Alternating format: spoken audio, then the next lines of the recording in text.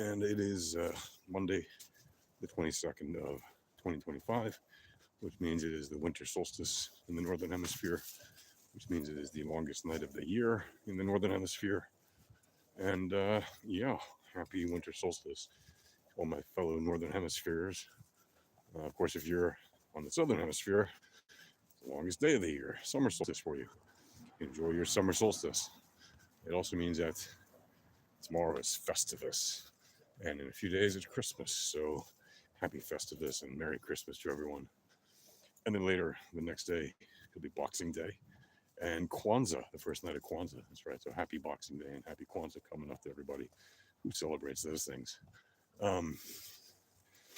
But on a more serious note, here in the land of Israel, I am here to give you an update on the current status of the seemingly interminable war that Israel is fighting against Hamas in Gaza and all of the craziness that that entails, which currently is at what appears to be, to many outsiders, a sort of standstill.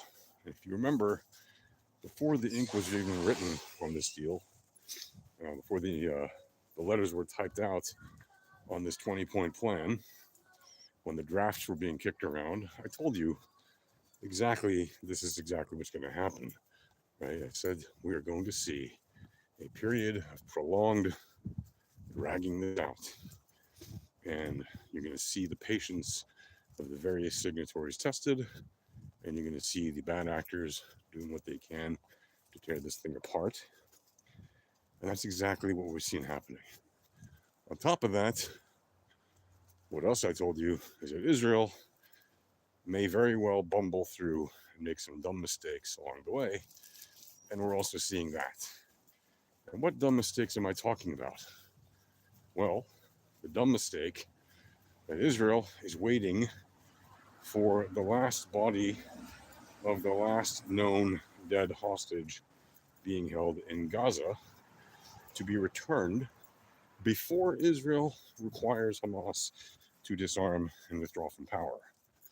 And the obvious problem with that is as follows.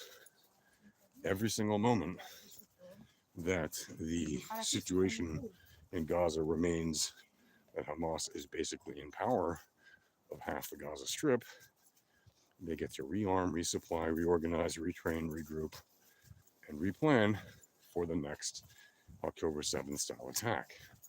Whether or not they actually ever achieve that, they have every opportunity right now to be doing those bad things, and we know that's exactly what they're doing, which is exactly why Israel took out one of the architects of the October 7th plan, an attack last week when they killed basically Hamas's top military commander in Gaza. He was responsible for training the troops to be a more disciplined fighting force.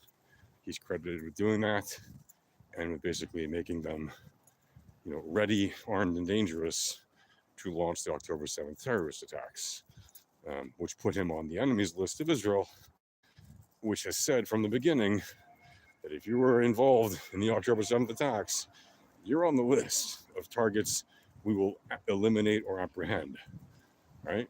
Well, in the case of that guy, they eliminated him because that was the easiest thing to do without putting Israeli soldiers at risk in the battlefield, right? Like, why should Israel send soldiers on the ground when we can take out a target from the air? And that's exactly what Israel did. And if you think that's unfair and makes it a one-sided war and whatever, hey man, fuck around and find out. Maybe don't start wars that you can't win and cry about it when you're losing, right? But yeah, we've seen that happen. We've seen the response from various international actors and claims by mostly leftist Israeli reporters saying that there was a great deal of tension between Trump and Netanyahu. We haven't seen that play out, at least not publicly. Maybe Trump didn't like it, maybe he did. It really doesn't matter. It's just a fact that there was that event, and Israel continues to prosecute the war against Gaza and will not stop doing so despite the ceasefire, because, first of all, the Hamas continually violates the ceasefire. Every moment that goes by that they still have the body of the last dead hostage is technically, at this point, a very big violation of that ceasefire. And the problem that I have again with Israel not demanding that Hamas disarm now instead of waiting until Ron Givshi gets back to Israel is that it just gives opportunity to Hamas to stay in power longer with the testations of the signatories to the party, to the peace plan.